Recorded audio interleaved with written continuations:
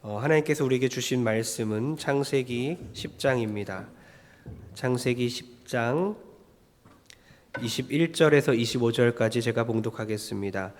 창세기 강의 18번째 시간입니다. 구약성경 12페이지입니다. 창세기 10장 21절에서 25절까지 말씀 제가 봉독하겠습니다. 셈은 에벨 온 자손의 조상이요 야벳의 형이라.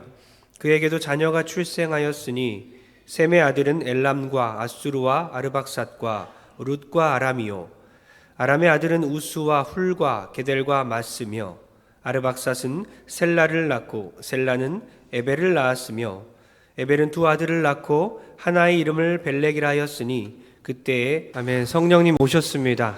지금 우리 마음 가운데 계시고 우리 예배 가운데 계심을 믿습니다. 오늘 소명의 길은 꽃길이 아니다. 소명의 길은 꽃길이 아니다라는 제목으로 하나님의 말씀 전하겠습니다. 그리스도인이 가는 길이 꽃길일까요? 아니면 가시밭길일까요?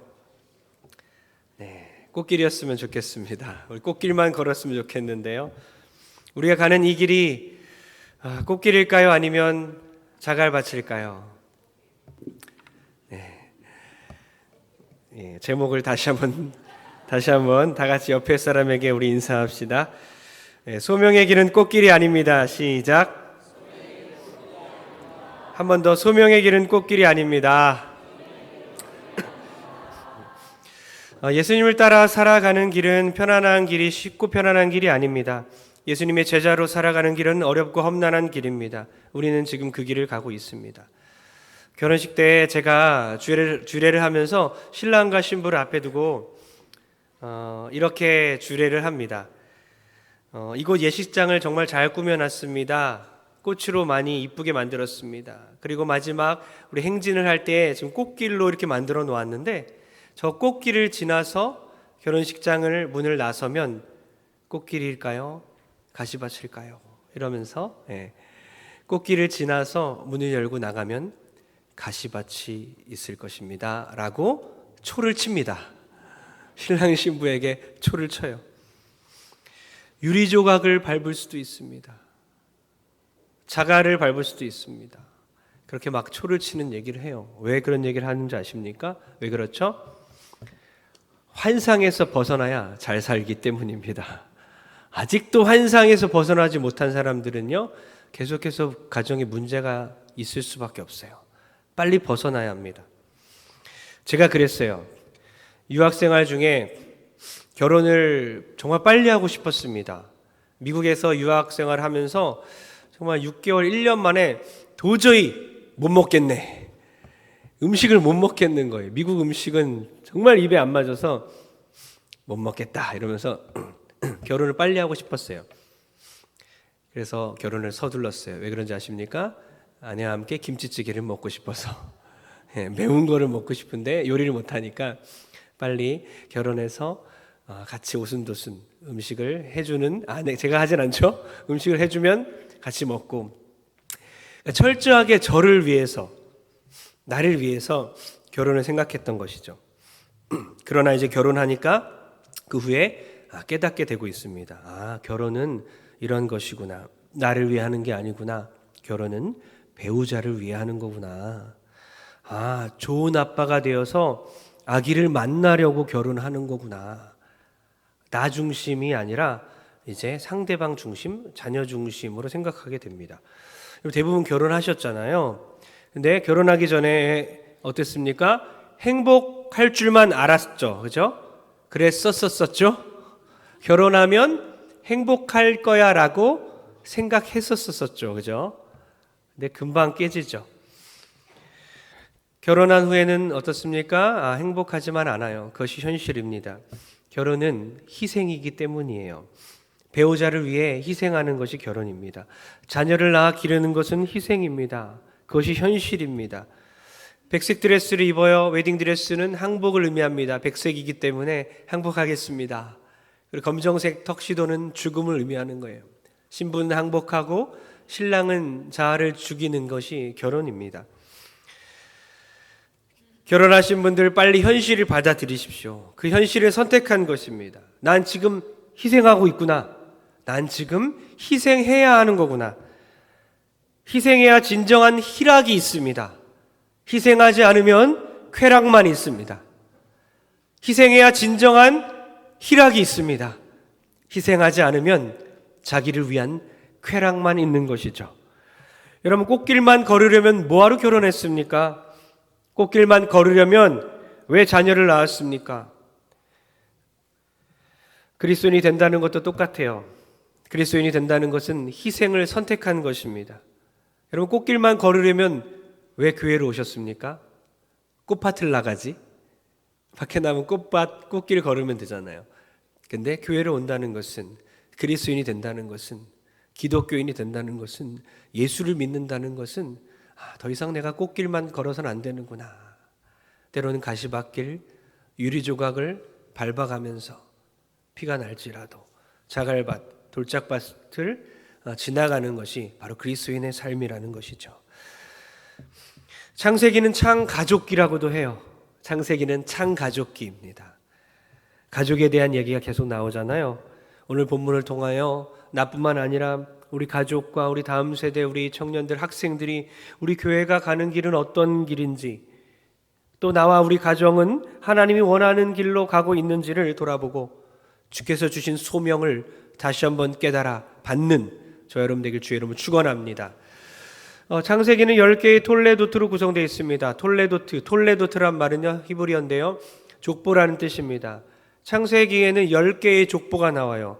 누가 누구를 낳고 누가 누구를 낳나, 아들을 낳는다는 것으로 역사를 소개하고 있습니다. 지금 노아의 세 아들의 족보를 우리가 읽고 있습니다. 창세기에서 네 번째 톨레도트, 네 번째 계보 이야기입니다. 창세기의 저자는 의도적으로 셈과 함과 야벳의 순서대로 가지 않고 야벳 먼저, 그 다음 함, 그 다음 셈을 나중에 적습니다. 그 이유는 나중에 셈을 통해서 하나님의 언약이 계속 이어가기 때문이고, 셈을 마지막에 언급함으로써 이제 앞으로 셈에 대한 이야기를 해나갈 것이기 때문입니다. 그래서 저자는 의도적으로 그렇게 적었어요. 오늘 노아의 세 아들의 후손들의 가는 길을 보면서 우리는 누구의 길을 따라 살아야 하는지를 선택하는 시간 됐으면 좋겠어요. 먼저 야벳, 노아의 세 아들 중에 야벳이 걸어간 길을 한번 보겠습니다. 창세기 10장 5절입니다. 시작. 이들로부터 여러 나라 백성으로 나뉘어서 각기 언어와 종족과 나라대로 바닷가의 땅에 머물렀더라. 어디에 머무르며 살았다고요? 바닷가입니다. 바닷가에 가면 뭐예요? 물고기만 잡나요? 뭐하죠? 무역을 하는 거예요. 부자가 됩니다. 경제적인 중심지가 된다는 뜻입니다. 야벳의 이름의 뜻 그대로, 야벳의 이름의 뜻은 창대하다, 확장하다는 뜻이거든요. 그래서 야벳의 자손들은 바닷가에 머물면서 경제적 중심지가 되면서 점점 뻗어나가고 창대해지고 확장하게 됩니다. 유럽 전 지역과 소아시아와 메데, 헬라, 게르만, 스페인 지역으로 퍼져나가게 되는 것이죠. 그런데 야벳의 자손을 한마디로 뭐라고 부를 수 있느냐? 세상에서는 복을 받았지만 하나님의 복을 받지 않은 믿음이 없는 사람들을 뜻해요. 셈에도 관심이 없습니다. 함 쪽에도 관심 없습니다. 양쪽에 무관심하고 오직 돈, 오직 성공입니다. 하나님을 열심히 믿지도 않습니다. 그렇다고 하나님을 반역하지도 않습니다. 적당하게 믿으면서 물질 만능주의로 살아가는 사람들을 뜻해요. 뜨겁지도 않고 차지도 않으면 어떻습니까? 주님께서 토하여 내친다고 하였는데 딱 그 상태입니다. 회색지대에 있는 겁니다. 적당하게 살다가 천국 가면 그만이다, 이런 생각으로 사는 거예요. 기독교인들 중에 제 생각으로는 야벳의 자손들 같은 사람들이 참 많은 것 같습니다. 정말 많이 있는 것 같아요. 어떠십니까, 여러분들? 야벳의 인생 좋아 보입니까? 창대하다, 너무나 듣기 좋은 말이잖아요. 식당에 가면 간판들마다 적혀있는 문구가, 가장 대표적인 문구가 그거 아닙니까? 내 시작은 미약하였으나 나중은 창대하리라. 너무나 좋잖아요. 창대하다, 창대하다. 그러나 여러분, 늘 창대하기 원하는, 늘 성공만을 원하는 그 내면 깊은 곳에 여러분의 마음을 들여다봤으면 좋겠습니다. 정말 하나님을 믿는 신앙인지, 정말 예수님 한 분만으로 만족할 수 있는 신앙인지, 아니면 물질적으로 힘들어지거나 경제적으로 힘들어지면 언제든지 믿음이 떠나는 그런 만모니즘, 돈을 숭배하는 신앙인지를 한번 돌아봤으면 좋겠어요. 이런 삼박자 구원, 삼박자 축복 많이 들어보셨죠? 기독교계를 확 휩쓸었었어요. 오랫동안. 지금도 우리 교회에 아직까지도 영향을 미치고 있는데요. 삼박자 축복이 뭡니까? 삼박자 구원, 예수, 부자, 건강. 이 삼박자입니다. 첫 박자 예수, 두 번째 박자 물질, 세 번째 박자 건강이에요. 예수 믿고 부자 되고 건강하자 이겁니다. 물론 좋죠. 너무나 매혹적입니다. 그러나 그 안에 내면을 들여다봐야 되는 거예요. 정말 예수 그리스도를 믿고 있는지, 아니면 예수님 이용해서 성공하고 싶은 건 아닌지, 예수님 이용해서 그저 잘되기 원하는 건 아닌지, 예수님이 그저 산타클로스 할아버지가 된 건 아닌지. 야벳의 자손들 중에 유명한 사람이 있습니다. 페르시아 왕 고레스 대왕입니다. 너무나 유명해요. 성경에 여러 번 등장합니다. 이스라엘 백성들이 멸망하고 바벨론의 포로가 되었습니다. 바벨론에서 이제 포로 귀환을 할 때에 고레스 칙령이 내려지죠. 조서를 내립니다. 그래서 이스라엘 백성들이 본국으로 귀환하게 됩니다. 그때 고레스 왕이 중요한 역할을 합니다. 하나님께서는 세계 패권을 장악하고 있는 그 고레스 왕을 사용하셔서 하나님의 백성들을 돌보시고 하나님의 백성들을 주목하고 계신 거예요. 성경에 유명한 인물 다니엘이 있습니다. 사자굴에 들어갔다 나왔죠. 그 사자굴에 건짐을 받은 그 유명한 다니엘이 활동했던 시대에도 고레스 왕이 있었죠. 그래서 다니엘서 6장 마지막 절에는 이렇게 말씀합니다. 다니엘이 다리오 왕과 고레스 왕 시대에 형통하였더라. 주인공은 고레스 왕이 아니라 다니엘입니다. 야벳 자손의 후손은 다니엘, 하나님의 사람이 살아가는 그 역사적인 상황의 배경일 뿐이에요. 여러분은 고레스 왕이 되고 싶습니까? 아니면 다니엘처럼 되고 싶습니까? 세상은 역사적인 인물들에 주목하지만 하나님의 관심은 다른 사람에게 있었습니다. 세상은 고레스 왕의 이름이 더 유명하지만 영적인 세계에서는 다니엘이 주인공입니다. 바로 히스토리가 뭐죠? 역사라는 뜻이잖아요. 히스토리 영어는 히스와 스토리의 합성어잖아요. 히스 스토리입니다. 누구의 이야기입니까? 히스 스토리, 그의 이야기. 누구죠? 바로 예수님, 예수 그리스도의 이야기를 역사라고 합니다.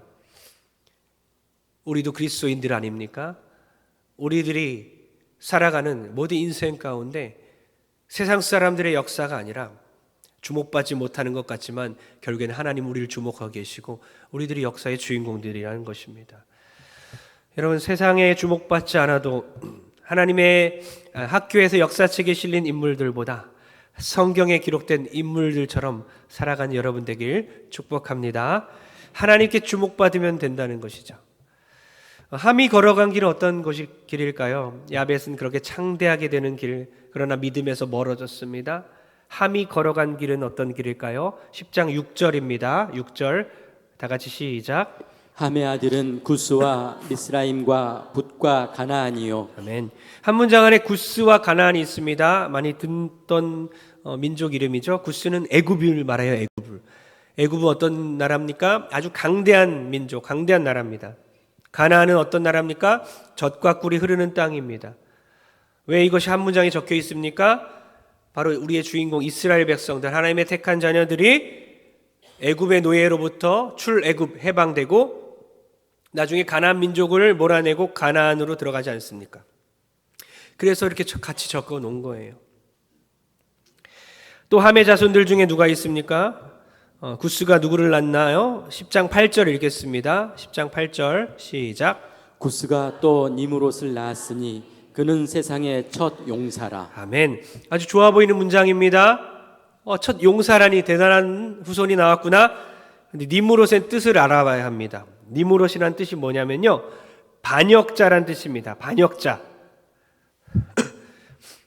니므롯, 반역자를 낳았다. 반역자. 그는 세상의 첫 용사다. 첫 용사가 무슨 뜻이냐면요, 진짜 용사라는 뜻이 아니라 폭력으로 통치하는 자라는 뜻입니다. 패역한 자입니다. 폭력으로 통치하는 자, 독재자, 영웅호걸, 강력한 이 민족, 결론적으로 하나님을 대적하는 반역자라는 뜻이에요. 결국에는 함에게서 어떤 민족이 나옵니까? 아수르. 적들의 살갗을 벗겨서 피라미드를 발라버린다는 그 잔인한 민족들, 아수르. 그리고 아수르의 수도 니느웨, 요나가 니느웨에 들어가기를 거부하지 않습니까? 바벨론, 음녀의 나라 바벨론, 블레셋, 다윗을 공격한 그 골리앗의 나라 블레셋, 가나안. 그러니까 끝까지 하나님께 대항하고 하나님의 백성이 이스라엘들을 괴롭히는 악한 사람들, 함의 자손으로부터 나왔다는 거예요. 그리고 마지막으로 10장 19절 어떤 도시들이 눈에 띄나 보겠습니다. 시작. 가나안의 경계는 시돈에서부터 그라를 지나 가사까지와 소돔과 고모라와 아드마와 스보임을 지나 라사까지였더라. 아멘. 어떤 도시가 익숙한 도시죠? 예, 소돔과 고모라. 어떤 땅입니까? 눈에 보기에 좋은 땅입니다. 화려한 땅입니다. 화려한 도시입니다. 그러나 하나님이 보시기엔 패역한 땅, 죄악의 도시입니다. 그래서 유황불로 멸망받습니다. 여러분, 함이 부럽습니까? 영웅이 되고 싶습니까? 자녀를 영웅으로 키우고 싶습니까? 강력한 가정과 강력한 나라, 강력한 교회가 되고 싶습니까? 눈에 보기에 호화로운 이 도시, 이 자체가 저주입니다. 그러나 여러분, 야벳과 함과 달리 셈이 걸어간 길을 한번 다 같이 읽겠습니다. 10장 21절입니다. 시작. 셈은 에벨 온 자손의 조상이요 야벳의 형이라. 그에게도 자녀가 출생하였으니. 아멘. 에벨이 나오죠?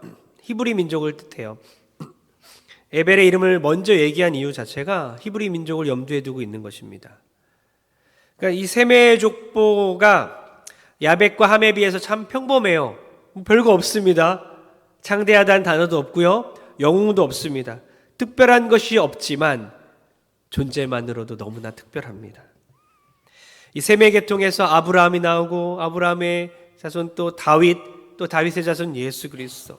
그리고 오늘날 우리가 그리스도 안에서 택함을 받게 됩니다. 그러니까 하나님의 족보에 들어간 자들, 영적 계보에 들어간 자들, 자랑스러운 그리스도인들, 택함을 받은 자들입니다. 그들은 특별해 보이지 않아도 존재만으로도 특별한 것입니다. 여러분, 예수님을 믿고 있는 것만으로 감사하길 소원합니다. 우리 자녀들이 예수 안에 있는 것만으로도 너무나 귀한 것입니다. 야벳의 후손보다 못나 보여도, 함의 후손보다 능력이 없어 보여도, 세상 사람들보다 부족해 보여도 우리의 가정의 자녀들은 셈의 후손처럼 택함을 받은 사람들입니다. 예수 믿는 사람들이고 곧 예수 믿을 사람입니다. 얘들아, 공부 못해도 괜찮다, 공부하지 말라, 게을러라, 이것이 아니라 괜찮다, 하나님의 족보 안에 있으면 된다. 그럼 기독교인이든 기독교인이 아니든 모두 다 어떻습니까? 성공만 시키려고 다 들들 볶습니다. 자녀들을 그만 좀 볶았으면 좋겠습니다. 그만 좀 지지고 볶았으면 좋겠어요. 그들의 소명을 묻고 예수 안에 있는 걸 확인하고 하나님 뜻대로 살아가게 만드는 것, 그것이 믿음의 명문 가정이 될 줄 믿습니다. 야벳은 창대케 됨으로써 창대함에 사로잡혀서 세상적으로 번성했을지 모르지만 그 자체가 저주받은 상태라 그랬어요. 함은 세상의 영웅이었지만 하나님께 대항하는 자들이었습니다. 강대국인 것 자체가 저주인 것입니다. 결국에는 야벳처럼 부자 되라, 함처럼 성공해라, 아니다, 셈처럼 하나님을 붙들고 살아라, 셈의 하나님이 너의 하나님이란다, 그렇게 살아가며 그렇게 가르친 여러분 됐으면 좋겠습니다. 성경의 주인공은 셈의 계통이에요. 야벳의 길, 함의 길이 아니라 우리는 셈의 길을 가는 것입니다. 부자가 되는 것보다, 영웅이 되는 것보다 하나님을 온전히 따르는 길을 우리는 선택하는 것입니다. 그런데 왜 늘 자존감이 낮으십니까? 자존감이 낮고 자존심은 세요. 자존감 낮은 사람들이 자존심 세거든요. 자기 존재에 대한 그런 정체성이 약하고 감사가 없으면 자존심이 세요. 잘 사는 야벳 부러워하고 유명한 함을 동경하며 살아가는 그리스도인들이 얼마나 많은지요. 그렇게 자녀들을 가르치는 그런 부모들이 얼마나 많습니까? 여러분, 가난해도 무명이어도 나는 그리스도인이다, 자랑스러운 그리스도인이다, 하나님의 택함 받은 자녀다, 그렇게 당당하게 사는 여러분 되면 좋겠습니다. 두 번째, 사명받은 자의 길은 어떤 길이냐? 꽃길이 아닙니다. 어떤 길이겠습니까? 우리 10장 25절 한번 읽겠습니다. 시작. 에벨은 두 아들을 낳고 하나의 이름을 벨렉이라 하였으니 그때 세상이 나뉘었으며 벨렉의 아우의 이름은 욕단이며. 아멘. 여러분, 지금 족보를 설교하고 있습니다. 지금 세 번째 하고 있는데요. 1, 2, 3부 하고 있는데 힘듭니다. 족보 계부 설교 자체가 어려워요. 이게 무슨 내용이지? 이름만 계속 나열되어 있습니다. 여러분들 넘어가잖아요. 그냥 읽다가 빨리 넘기지 않습니까? 그렇죠? 이 족보 참 중요해요. 왜냐? 그 안에 하나님의 역사가 있기 때문입니다. 하나님의 섭리가 들어가 있어요. 지금 벨렉이라는 이름이 나왔는데요. 분리를 의미합니다. 분리. 이 당시에 바벨탑 사건으로 세상 사람들이 다 흩어집니다. 그래서 벨렉이라 이름을 지었고 그때 세상이 나눠졌다고 말하고 있는 거예요. 죄 때문에, 바벨탑 사건 때문에 하나님은 사람들을 흩어버렸지만, 죄악 때문에 흩어진 것 같지만 결국 그것이 하나님의 뜻입니다. 왜요? 생육하고 번성하고 땅에 충만하라고 했기 때문입니다. 그러니까 나눠지고 흩어지는 것이 하나님의 뜻입니다. 국내 선교, 해외 선교를 이제 우리 교회 준비하고 있는데요. 물질만 보내는 것이 아니라 실제로 몸도 가고 복음을 전하고 봉사하고 구제해야 되는 거예요. 인간의 특징이 뭔지 아십니까? 우리의 습성, 잘못된 습관은 계속 자꾸만 모으려고 합니다. 모아서 세력을 확장시키려고 하는 거예요. 바벨탑을 만드는 것처럼 우리가 모이자, 흩어짐을 면하자, 하늘에까지 이르자, 하나님을 대적하자, 바벨탑 세우지 않습니까? 인간의 특징이 그래요. 그래서 우리 교회 성도들도 가끔씩 자꾸 끼리끼리 모이려 하고 세력을 확장시키는 거예요. 그러나 하나님 뜻은 그게 아닙니다. 흩어지는 겁니다. 가장 후미진 곳에, 가장 구석진 곳에, 그늘진 곳에 가서 하나님의 사랑과 복음을 전하는 것입니다. 그것은 꽃길이 아니라 때로는 불결한 곳이에요. 때로는 더럽습니다. 때로는 혐오하는 곳일 수도 있어요. 우리가 걸어가는 그 길이 불결한 길입니다. 요한복음 4장 3절과 4절 읽겠습니다. 요한복음 4장 3절과 4절.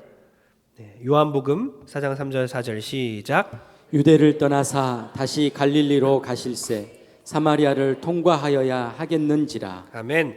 예수님께서 유대를 떠나서 갈릴리로 내려가시는데 사마리아를 통과해야 하겠는지라. 이 의미를 알아야 되는데요. 유대인들은 사마리아 땅을 지나지 않았습니다. 그 당시에 왜 그런지 아십니까?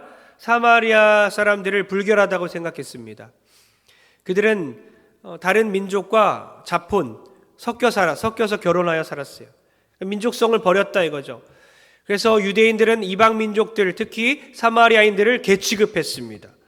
그러니 유대 땅에서 갈릴리로 내려갈 때 사마리아를 통과해서 가면 빠른 길이지만 직선으로 안 가고 돌아서 사마리아를 우회해서 둘러서 갑니다. 그런데 가장 선하시고 가장 깨끗하시고 완전하신 예수님께서 둘러가지 않으시고 사마리아를 통과하고 계신 겁니다. 주님은 꽃길을 가지 않으시고 불결한 길을 가신 거예요. 불결한 땅으로, 가장 낮은 곳으로, 가장 더러운 곳으로 가십니다.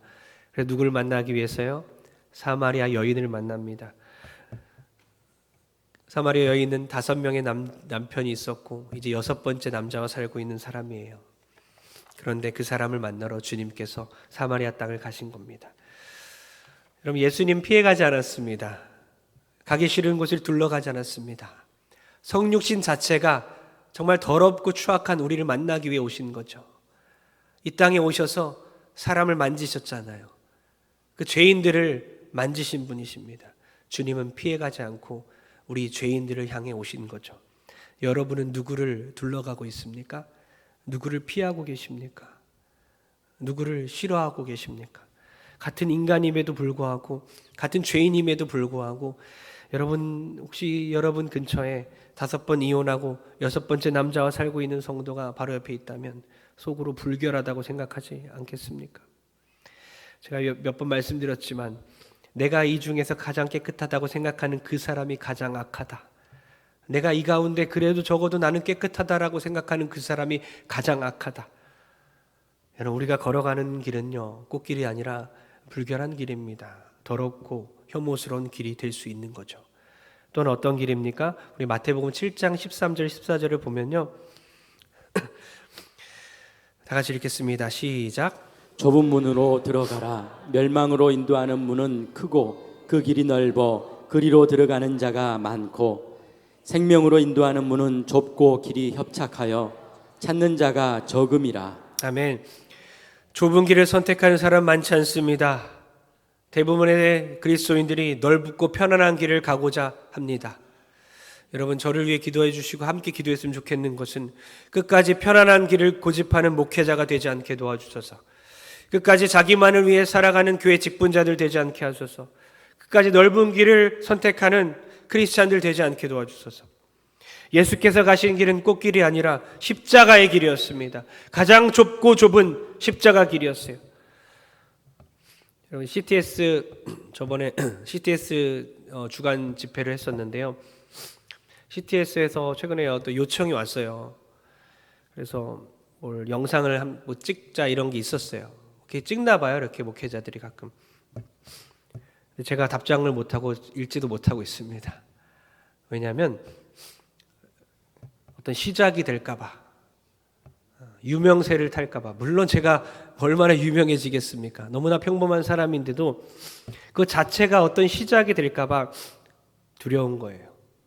피하는 겁니다. 기도하고 있고 이것이 어떤 의미인지 다시 한번 생각하고 있어요. 여러분, 목요일에 제가 기도 제목을 나눴어요. 우리 찬양 인도자들, 찬양 팀원들 다 모여서 한 30명 정도 모여서 90분 동안 예배드리고 찬양하고 함께 기도 제목을 나눴는데요. 마지막 제 순서였는데 이렇게 기도해 달라고 부탁했습니다. 타락하지 않게 해달라고. 타락하지 않은 목회자 되게 해달라고. 교회가 기업화되고 있어요. 성도들도 기업으로 생각하는 성도들이 있습니다.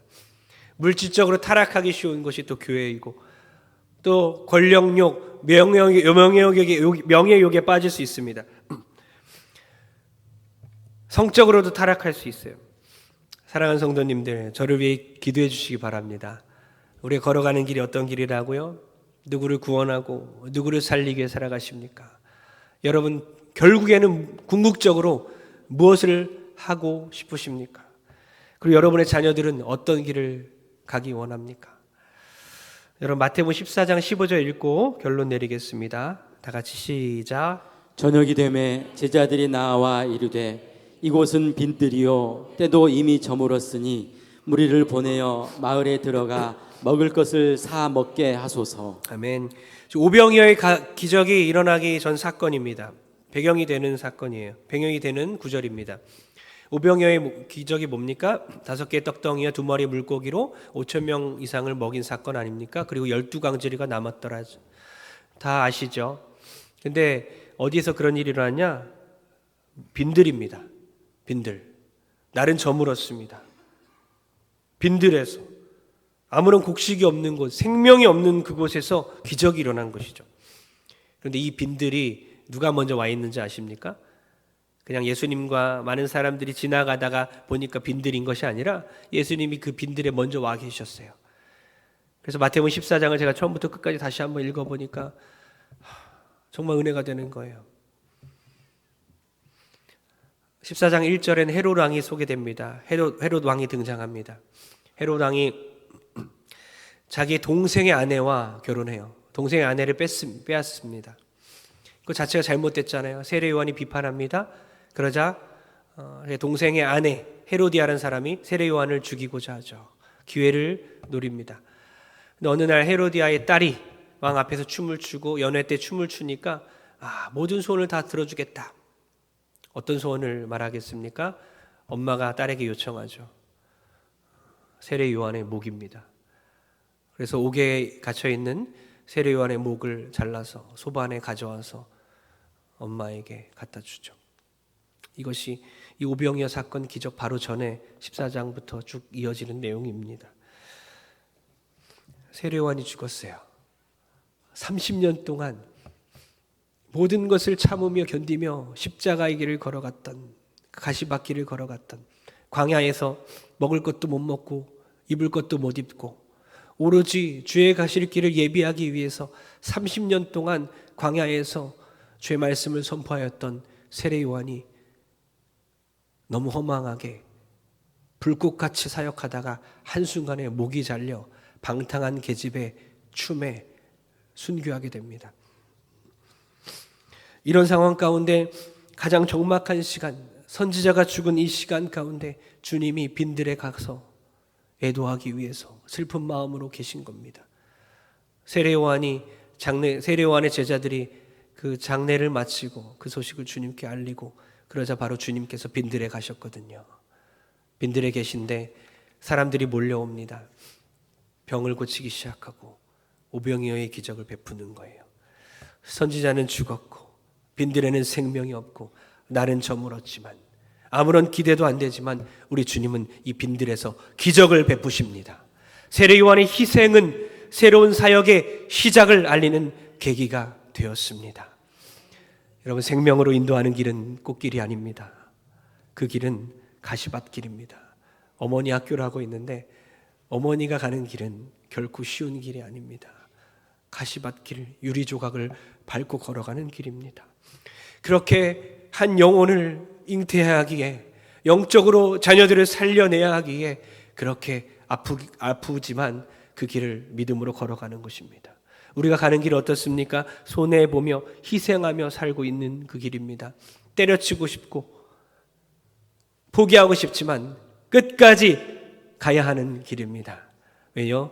왜 그렇죠? 예수님께서도 십자가에 못 박혀 계실 때에 사람들이 당신이 하나님의 아들이거든 내려오라. 그러나 우리 예수님은 끝까지 내려오지 않고 그 길을 묵묵히 가셨습니다. 우리도 험난한 길을 가고 있지만 그 길 끝에 주님이 웃고 계심을 보고 우리가 가는 길이 비록 가시밭길, 유리조각 길이어도 우리를 통해 생명이 살아나게 됨을 믿고 주님 다시 오실 때까지 포기하지 말고 걸어가는 우리 모든 동선의 가족 되길 주의 이름으로 축원합니다. 축원합니다. 다 일어나십시오.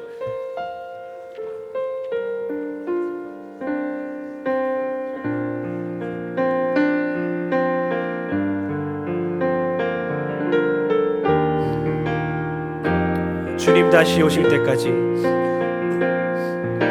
주님 다시 오실 때까지 나는 이 길을 가리라. 좁은 길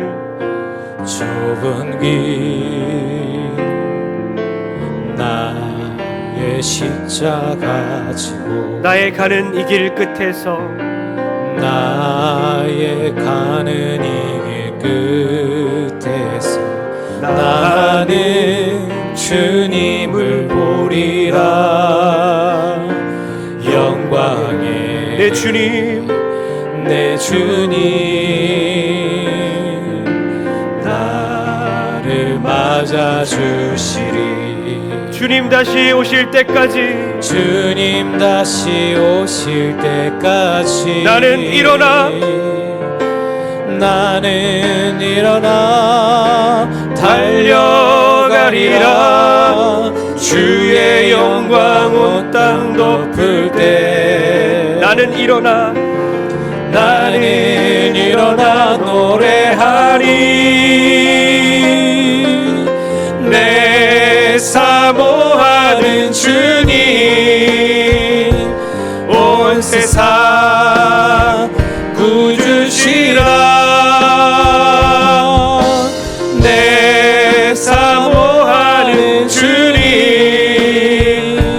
영광의 왕이. 우리 손을 이렇게 드십시오. 내 사모하는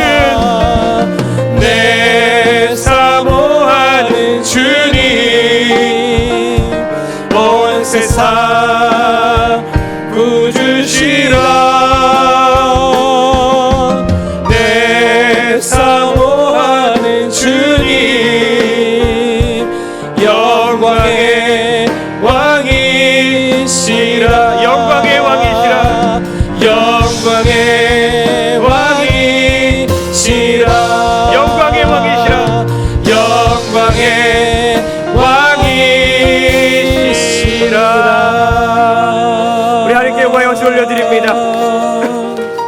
주님 그 길 가겠습니다. 소명의 길을 가겠습니다. 주님 함께하여 주옵소서. 우리 가슴에 손을 얹습니다. 주님, 흩어지는 것이 주께서 우리에게 주신 사명임을 믿습니다. 후미진 곳으로, 그늘진 곳으로, 가기 싫은 곳으로 갑니다. 주, 오늘 이후로 내일부터 나아가는 모든 직장과 만나는 이웃들과 가정에 주의 사랑과 복음을 전하는 사명자 되게 도와주시고, 비록 꽃길이 아니지만 그 길을 믿음으로 걸어갈 때에 생명이 살아나는 역사가 있게 될 줄 믿습니다. 하나님의 귀한 사역자가 되어 하나님이 기록한 그 계보에 적혀있는 그 믿음의 자녀들처럼 그리스도 안에서 택함 받은 자처럼 당당하게 살아가는 우리 되게 도와주시옵소서. 야벳의 인생을 부러워하지 아니하고 함의 인생을 부러워하지 않아 부유한 자들과 강한 자들 앞에서 주눅들거나 열등감 느끼지 않게 하시고 예수 안에서 당당하게 기쁨으로 살아가는 우리 모든 성도되게 도와주시옵소서. 우리의 가슴에 손을 얹습니다. 주님 믿음의 손, 예수의 손, 그리스도의 손은 치유의 손을 안수해 주사 모든 병들 치료하여 주시옵소서. 그러나 건강도 주께서 주셨사오니 주께서 허락하신 만큼만 살 수 있사오니 주여 사명 다하는 그날까지 목숨 다해 살아가는 우리 모든 성도되게 도와주시옵소서. 이제는 예수 그리스도의 무한하신 은혜와 하나님 아버지의 만극하신 사랑하심과 성령의 감동 감화 교통 역사하심이 오늘 말씀을 통하여 다시 한번 우리가 걸어가는 길이 꽃길이 아님을, 가시밭길임을 깨달아 이제 믿음으로 당당하게 생명을 살리는 길에 동참하기로 결단하는 모든 성도들 머리 위에 이제로부터 영원토록 함께 있을지어다. 아멘.